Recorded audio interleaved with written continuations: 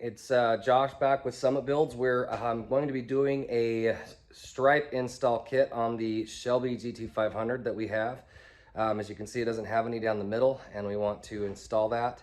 Got my trusty wife next to me. She's actually quite impressive. Her name is April, and she's one of the best detail-oriented people I've ever met. So without further ado, I'm going to give you a walk around of the car and how it looks now, and then during the process and after it's done. So as you can see, the car has a lot of the nice flair that a GT 500 would have. I just wanted to put the matte black stripes on the middle like they usually have, just like they have on the side. We're going to be doing the entire kit, which obviously starts from all the way on the hood, all the way down the front. And then obviously over top of the roof, down the back, over the spoiler, and down in the back end like we need to do. So without further ado, we'll get to it.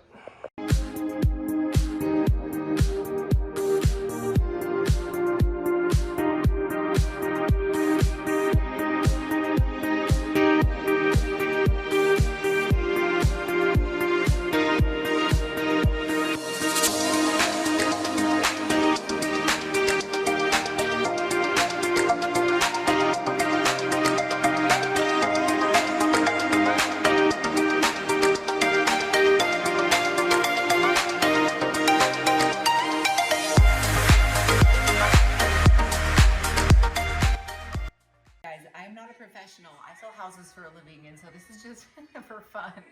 And so it's obviously not perfect, but we can go back in and fix some of those mistakes.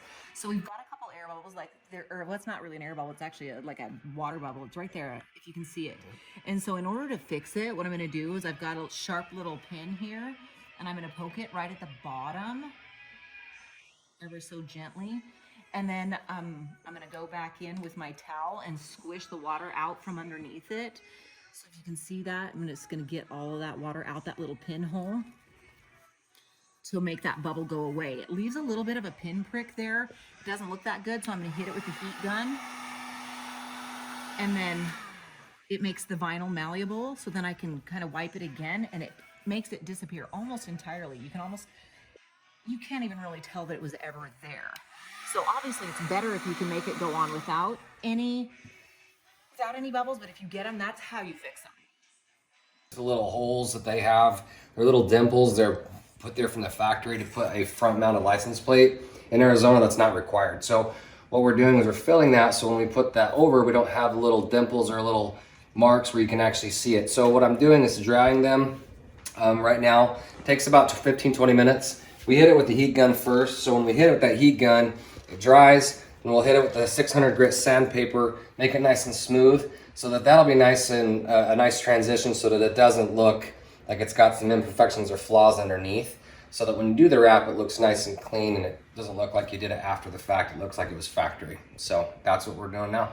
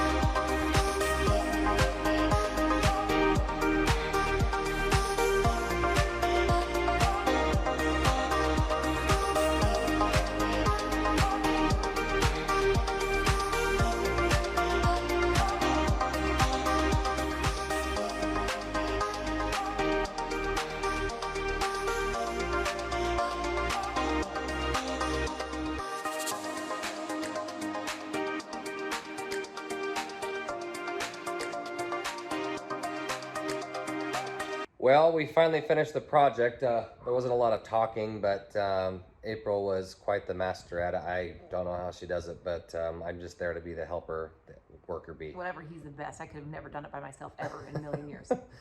Yeah, but anyways, we got it done. We have some more things we got to do. There's a few corrections we got to make, but I'll show you here as we walk around the car here real quick. So we finally got the stripes down. It looks really good. It was quite the learning process. It was our first time. It's definitely not perfect, but it came together fairly well. We did have a little bit of a mistake on the roof where we have a little bit of a wrinkle, as you can see that. So we're gonna order a new stripe and replace that. But the trunk lid came out really well. It looked, that one went on really well. And then the two down the back.